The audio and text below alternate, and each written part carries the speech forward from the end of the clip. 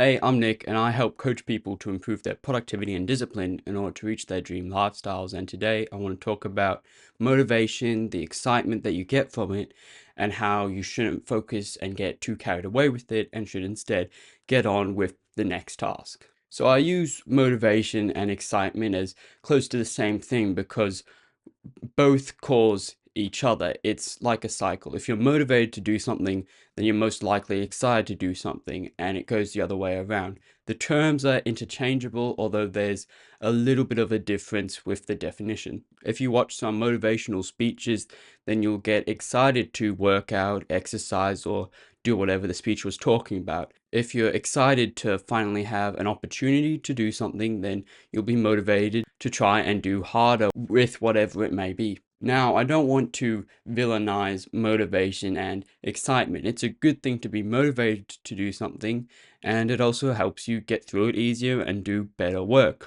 What I want to talk about and what I want to aim and knock down is getting too carried away with that motivation, because it's very easy to get motivated. It's very easy to sit down and watch a motivational speech and get all excited about all the hard work you're going to do tomorrow or in the future. But what's actually difficult and what actually matters is doing some kind of work. There's no point being motivated and then not doing anything about it. In fact, you may feel the disconnect when you get motivated. You watch something motivational that riles you up, but as soon as you take your phone away, as soon as you close your laptop, as soon as you stop watching the video, then you lose that motivation, because most of the time you get your motivation from some kind of entertainment. You may be watching a YouTube video or something similar to that, and you are enjoying the video and also being motivated. But because we're so used to being motivated and entertained at the same time to do something, when you take the entertainment out, then you're no longer motivated. When you take the motivation out, then of course you're no longer motivated, because it all ties into the screen. Now, as a main point, just don't do that in the first place. Don't watch videos for motivation, and instead find out better ways of doing that. The motivation that I want to talk about today is the motivation that you get when you buy something new, when you do something different, and when you, let's say, buy new running shoes, buy new running equipment, buy new working out equipment, buy new study materials, that kind of stuff where you're buying things to prepare for the future and then get excited for the future is a good motivation that sets you up for some better habits, because it's not tied to having a screen in front of you, having a YouTube video in front of you.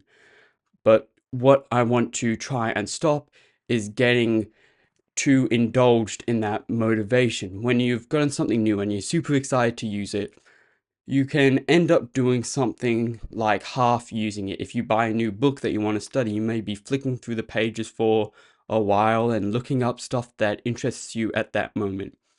Or if you've got new running shoes, then you try them on and you go for a quick jog up some hills and you try out the new stuff that you've got and that you're excited that you got, but you're not actually doing something. So as the main thing for today, it's not get caught up with motivation. It's a good thing to buy something new, prepare yourself for the future, and be excited for what you're going to do. But more often than not, if you try it out, if you mess around with it, you're not actually getting anything done. So it's good, make the habit, but don't go and muck around with it and just waste your time, because more often than not, you're going to get the thing that motivates you. It may come in the mail early in the day than you expected, earlier than the tasks that you need to get done. So get everything out of the way first, and then try out the fun stuff. You've got to enjoy your new thing later, but use the things that you have now to get something done and get your discipline and get your tasks out of the way first. So yeah, I hope you can relate and understand that. And if you still are interested in more productivity tips and tricks, I've now started one-on-one coaching, which you can join using the first link in the description below. But until then, I'll see you later.